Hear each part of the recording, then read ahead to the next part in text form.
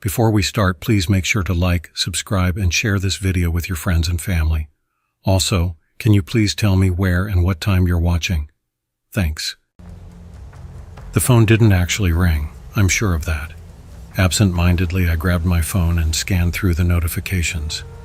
Like every other typical North American, I check my phone every 15 minutes for that addictive little dopamine hit that comes from a new text or Snapchat. So, I was genuinely surprised to find a missed call from 20 minutes earlier. After all, my phone had been sitting right in front of me on the table, and it usually blares an obnoxiously loud ping anytime something happens. Missing my ringtone, Natalie Imbruglia's Torn, Don't Judge, I chose it half ironically, was surprising. Curious, I checked the notification, assuming it was spam. But to my surprise, the call came from a local area code, complete with an actual name, Diane Vale. That was unusual. Scam calls telling me Interpol has me on a watch list and demanding $233 through a shady e-transfer usually come from private numbers. Still, the name gave me pause. I'd been playing small gigs with my band recently, opening for up-and-coming artists, and handing out music business cards like candy. So, with a small, irrational hope in the back of my mind, I figured it wouldn't hurt to call back. After a few rings, someone picked up. "Hello?" The voice on the other end sounded almost concerned. "Was that an old lady?" "Hi," I said weakly. "I think I got a missed call from this number about 20 minutes ago." "Oh, is that right?" "Wow," she said, her voice weathered and hoarse. "Yep, definitely an old lady." "I'm so sorry, dear. I must have misdialed." "No worries," I thought, forgiving her immediately. Cell phones confuse me sometimes too. As much as I wanted to ask about her experience with TikTok just to see if it would blow her mind, I figured it was best to end the call. "No worries at all. I hope you have a great day." "Why, thank you, dear," she said warmly. Before I could press the red button and sever all ties with her forever, she added, "I was trying to reach my husband." That's what it was. He must have a number similar to yours. "Oh, right, yeah.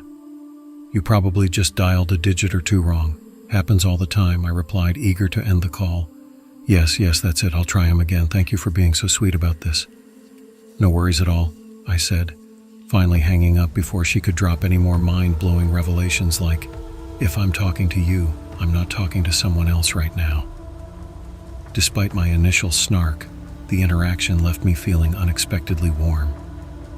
That sweetness lingered a week later, when her name popped up on my caller ID again to the sound of Natalie Imbruglia. Screw the judgment. Torn is a banger. I picked up. "Hello?" There was a pause. Then, "Wait, you're not Martin." "Nope," I replied. "This must be a wrong number again." The realization dawned on Diane with glacial slowness. "Ah, you must be the same person I called last time. Your voice is so clear." "Yep, that's me again." "Well, my goodness, you must be fuming that I accidentally called you again." "Not at all, ma'am, you're all good. Best of luck reaching your husband." "Oh, well, it's not my husband this time. It's my brother I'm trying to reach." "Gotcha. Well, best of luck. Gotta run." I hung up mid-sentence, feeling a bit rude, but knowing I had to nip this in the bud. I ended the call immediately before things could drag on. If someone cold calls or stops you on the street asking for just 20 seconds, be firm, say no, and move on.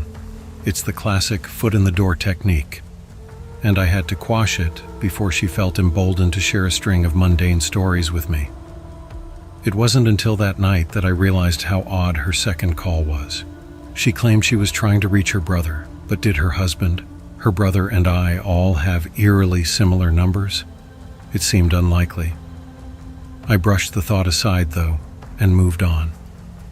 2 weeks passed without a peep, and I assumed Diane had moved on too. Turns out, the third time really was the charm, but not in a good way. This time, Diane's reappearance was nothing short of exasperating. At around 2 a.m., I woke to the faint tail end of my ringtone. Half asleep, I checked my phone. Diane again. Except this time it wasn't just one missed call. She'd tried calling me 20 times over the span of an hour. I'd somehow slept through it all. Without hesitation, I blocked her number and went back to bed. The next morning, I noticed she'd also left voicemails. Out of a mix of morbid curiosity and irritation, I decided to listen to them. I expected dull updates about her day, an incident at the bank, overpriced oranges at the supermarket, or how her husband and brother still weren't answering her. But instead, all I heard was breathing, one voicemail after another, minutes of continuous breathing. Sometimes it sounded like she might start crying, her breath hitching as if about to sob, but she never did. It was unsettling. What in the ever-loving? I couldn't decide whether to feel creeped out or deeply sorry for her. In the end, I rationalized it as her being clueless with technology. Maybe the phrase, "leave your message after the beep," meant nothing to her. Never mind that answering machines had existed long before voicemail. She must have been living under a rock to be so unaware. Satisfied with my flimsy explanation, I moved on. Thanks to blocking her number, the following months returned to normal. Life kept me busy, and while I occasionally felt a weird pit in my stomach thinking about Diane's midnight calls, I managed to push the incident to the back of my mind. Then on an ordinary day at an ordinary time, my phone started ringing again. I picked it up instinctively, expecting a call from a friend, and almost had an aneurysm when I saw the name, Diane Vale. This time, though, the number was completely different, not even close to my local area code. She'd changed her number just to reach me. I answered, my frustration boiling over. "I don't know what your deal is, but stop calling me." "I'm completely alone," she interrupted. Her sudden declaration stunned me. "I'm alone," she repeated. "My husband, my brother, my family, my friends, they're all gone. Everyone has passed away. I have no one. I'm completely isolated." "Look," I said, trying to keep my voice steady. "I'm really sorry to hear that, but that doesn't mean—" "Please," she begged, cutting me off again. "I just need someone to talk to. Just one meaningful conversation. After that, you'll never hear from me again." Damn it. As bizarre as the situation was, calling a stranger under the pretense of a wrong number just because you're lonely, I caved. If 10 minutes of letting her talk about the grief of growing old and losing everyone she loved was enough to bring her peace, I could spare the time. My frustration, though, wasn't aimed at her. I was more annoyed at the idea that there were possibly children, grandchildren, or extended family members out there who'd left her in this state, so alone and desperate for connection that she resorted to calling a stranger. "Emotional or social support. Sometimes it feels like I've always been alone," she began. "And yet I have memories of a time when life was full. There was company, laughter, liveliness. I distinctly remember moments when I'd almost done too much socializing, where the presence of others felt overbearing, if you can believe it." "You don't say." "In hindsight, what a strange, foolish thought for me to have had," she mused, her voice trailing off. Deciding to multitask, I put her on speakerphone. I had a concert that evening and I needed to get ready. I went to the bathroom, placed my phone on the countertop, and started doing my makeup in front of the mirror. Reminiscing must bring back some mixed feelings. "I'm sorry to hear you feel so alone now. No old friends or extended family to talk to?" I asked. "Nope. Everyone I've been close to has passed." "Damn, that really sucks." I paused, switching tactics while applying eyeliner. "This might sound strange, but have you tried making new friends? Or reaching out to kids or grandkids if you have any?" "I've tried with my kids. No luck. They never answer." "That's a shame," I replied. "But about new friends, what do you think?" "Yes, absolutely. I'd love to make new friends." "That's good," I said, but something felt off. A chill ran up my spine, and I couldn't quite place why. It was as if some inner barrier had been breached. I shook it off and continued. "I hope you can find a way to feel empowered, to make new friends and get everything you can out of life. You should never give up on making your life fulfilling, even when things aren't great." "Never, never, ever," she said with conviction. "I've always been persistent, I've never given up hope on maintaining a wonderful life. Not a chance, not in a million years. Her words were strong, but I kept getting distracted. Something strange was happening. In the mirror, I noticed my free hand slowly caressing my hair in an odd, almost deliberate way. Why am I doing that? I returned my hand to my side and focused on applying concealer under my eyes. But every time I feel hopeful, I sink into sadness again, she continued. It's the worst thing, losing your family. I'm really sorry to hear that, I replied sincerely. It was a brutal accident. We were all in the car. My brother was driving. He had a brief moment of negligence, distracted by the conversation, and looked away from the road. At that same time, another driver acted recklessly. It was a perfect accident, like the opposite of serendipity. 2 momentary lapses leading to one terrible cosmic mistake. I noticed my hand caressing my cheek now. Why am I doing this? My skin was fine, sure, but I didn't usually feel compelled to touch it. I forced my hand back down again. Jesus, that's brutal. I'm so sorry. I can't even imagine how it feels to survive something like that and go on after losing so many close to you. For a moment, there was no reply, just her breathing. She was probably emotional, recalling everything. I sensed we'd gone too deep. At this point, I was ready to wind things down. This conversation, no matter how empathetic I tried to be, didn't seem to be helping her much. It's a void, she said at last. Yeah, I totally get that. Like, we probably don't want to get too into it, but here's the rewritten version while keeping the word count consistent. I've lost people close to me too, I said, attempting to relate. It definitely feels like there's this hole left behind, and when it all ends, you end up in a void. It's not at all like people said it would be. My involuntary movements were really starting to freak me out now. It felt like I might be suffering from a concussion or something. One moment I was standing up straight, swiping on lipstick. The next, I found myself leaning over the sink, my face nearly pressed to the mirror, staring deeply into my own eyes. It was time to end this call. I'm really sorry to hear that, I said, trying to keep my voice steady. I feel terrible about everything you've gone through, and I truly hope you find some peace and solace. But I, unfortunately have to go now, if that's okay. You know, she interrupted, her words brushing past mine.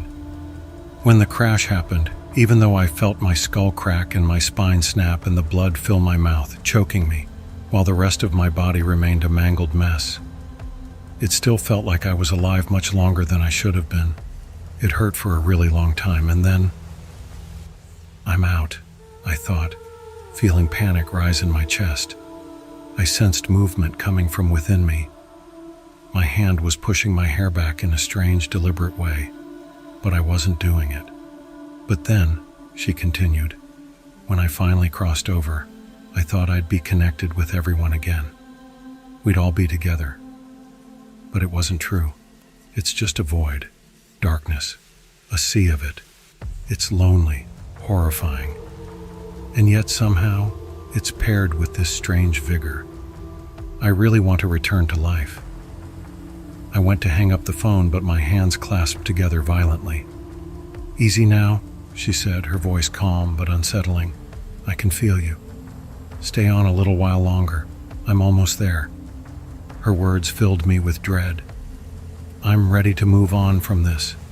Ready to start a new life. Meet new friends. Hear the noise of cars and casual conversations again. Company. Liveliness. Why did I feel like I was about to pass out? Why did it feel like something was blossoming inside me? I'm so thrilled you kept answering, she said, her tone picking up pace. Because I swear to you, this has all happened for a reason. I'm almost there. I'm almost completely inside of you. You're so beautiful and young, and I can already imagine with vividness the friends I'll make, the memories I'll create, the liveliness of it all, everything. Even through the pain, it all means something. I am utterly convinced of that. Her speech grew rapid, intense, and intrusive. I felt it in my head, a presence taking over. My hands refused to unclasp, and I couldn't bring myself to hang up the call. Through clenched teeth, I growled, "Get the hell away from my body." Something in my gut told me I was seconds away from losing myself completely. In desperation, I smashed my head against the bathroom mirror. The glass shattered, and pain shot through my skull. My hand stayed forcefully clasped, and her voice remained as strong as ever. "What an unkind and selfish thing to do to my body," she hissed. "Your body?" I spat, cutting her off by slamming my head into the wall. I did it again and again, the pounding reverberating through my skull, but her voice still croaked over the call.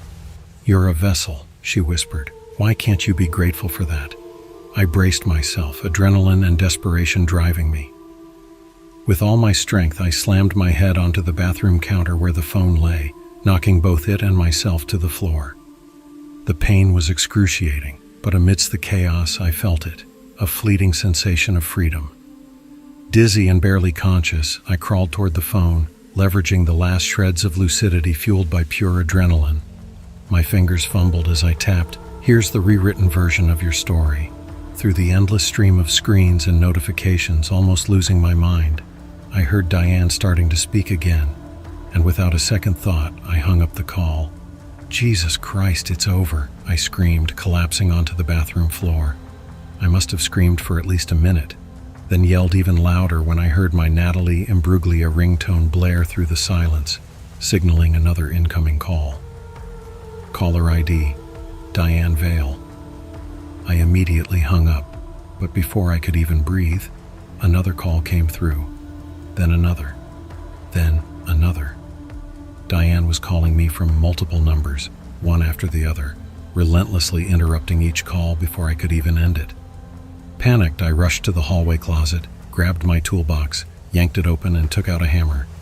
Without hesitation, I bolted back into the bathroom, and in a frenzied blur, I smashed my Samsung Galaxy S23 to pieces.